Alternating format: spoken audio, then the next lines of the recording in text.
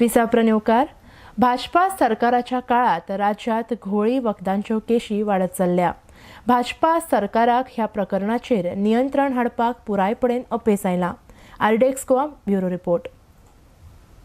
ह्या सरकारचे हितून ड्रग्साचे हे वाढलं, चड वाढला आणि त्याच्यावर काय कितले कडेन तेणे रेड मारले आणि सगळे कडेन तांकां ते ड्रग्साचेच मेळटा। इवन त्यांचे ओन एमएलएन तांकां क्रिटिसायज केल्ले की ती ल्हान भुरग्यांक दाखयल्ली कळंगुटे की ड्रग्स हें आसा म्हणून, पण हेंचे कडेन कंट्रोल करपाक जायना।